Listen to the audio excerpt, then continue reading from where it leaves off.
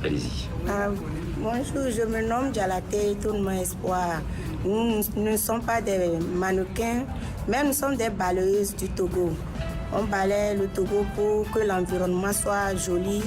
Et puis l'air qu'on respire, ça ne nous donne pas de maladie. On est en train d'arranger le pays pour que le pays soit propre. Nous sommes fiers de notre travail. Merci.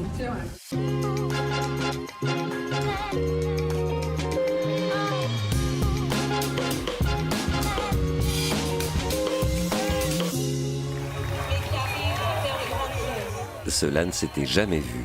Une ovation à tout rompre pour les balayeuses des rues de Lomé. Pour son 10e anniversaire, le FIMO, le Festival international de la mode au Togo, a choisi de mettre en lumière celles dont on ne parle jamais, les premières à lutter sur le front de la protection de l'environnement, le thème majeur de cette édition 2023. Oui, on a 15 jours de service, 15 jours de repos dans notre service. Et nous sommes les femmes balayeuses qui font l'entretien de notre pays pour rendre propre le Togo. Et vous n'êtes que des femmes?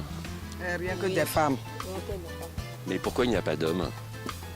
Non, notre métier ne demande pas les garçons, rien que les femmes. Et pourquoi? Les femmes volontaires. Parce que les garçons, leur boulot, c'est autre chose que pour nous. Donc pour le côté des garçons, les autres taillent les fleurs, les gazons, c'est leur partie ça. Jacques Logo, le fondateur du festival, est très ancré dans la vie sociétale de Lomé. Il a créé le FIMO quand il n'avait que 25 ans. Il est également styliste et développe sa propre griffe depuis maintenant 5 ans.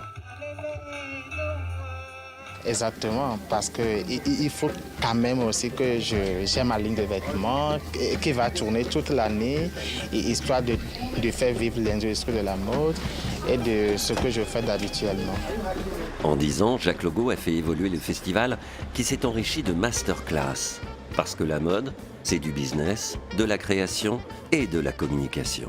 Pour cette 10e édition du festival, nous avons élaboré un programme vraiment très alléchant, un programme très lourd. En fait, on a contacté les artistes plasticiens, vu que le thème c'est la protection de l'environnement, le recyclage. Cette exposition a été intitulée le 3e vie, c'est-à-dire qu'on a donné une 3e vie à ces matériaux déjà utilisés. Nous sommes en train de faire un talk show avec les make-up artistes, avec les maquilleuses, parce que l'industrie de la mode aujourd'hui, on ne peut pas faire de la mode sans utiliser les make-up artistes. Ensuite aussi les photographes, parce qu'après un défilé de mode, il faut forcément que les images soient beaux et belles, il faut que les images soient nettes. On a invité des photographes professionnels qui maîtrisent bien le domaine de la mode.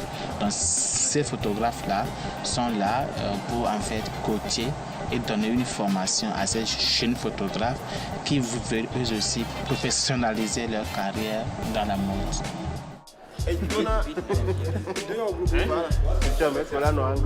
Pour moi, prendre une image, c'est comme si je colorais, on me donnait une page vierge à colorer et j'essayais de colorer à ma manière.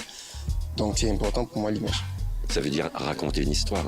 L'histoire que je veux raconter, c'est que la vie, elle est belle. Et on ne doit pas changer les trucs tels qu'on la voit, mais on doit laisser juste transparaître comme c'est. Alors les photographes s'en sont donnés à cœur joie pour raconter les histoires des designers qui ont proposé leur vision personnelle du recyclage, comme celle de ces éponges métalliques. J'aime faire dans de la récupération parce que j'ai compris que l'éponge en fait en voie de disparition, d'autant plus que d'autres ont commencé par ne plus l'utiliser, alors que ça rendait propre nos casseroles. Maintenant, moi, je choisis de rendre propre les dressings à travers ça.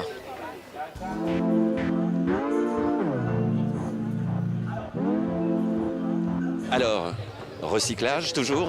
Recyclage toujours. Donc j'ai fait du bling bling et aussi j'ai recyclé les ballons en plastique que nous jouons quand on était gosse. Parce que ces ballons, comme c'est fait en plastique avec des produits chimiques, une fois que c'est gâté, les enfants jettent ça dans la rue. Et je me suis dit, si je récupère ces ballons-là, pour montrer aux gens que ces ballons ont aussi des effets néfastes sur notre environnement, notre terre. Et les vêtements existent et ce sont des véritables vêtements. Oui, ce sont des véritables vêtements et j'ai juste voulu ajouter cette touche de ballon pour sensibiliser. Voilà. Quelle est l'histoire aujourd'hui? Quand j'ai déménagé au Togo, j'ai découvert que je ne pouvais pas faire de vêtements neufs parce que le Togo est devenu le dépotoir de la fast fashion. Et nous avons aussi des tonnes de vêtements usagés qui viennent de l'Est. Des tas de saris indiens qui viennent en masse. Alors on les a recyclés pour en faire des vêtements portables que l'on puisse aimer. C'était un processus très créatif qui a fait appel à des artisans locaux pour créer de nouvelles pièces. L'idée était de prélever des petites bandes de ces vieux saris et de les accorder. J'espère que les gens vont se les approprier et les aimer encore un peu plus. Les défilés ne sont pas terminés, la nuit sera longue, surtout pour elles, les héroïnes du jour, les balayeuses de Lomé.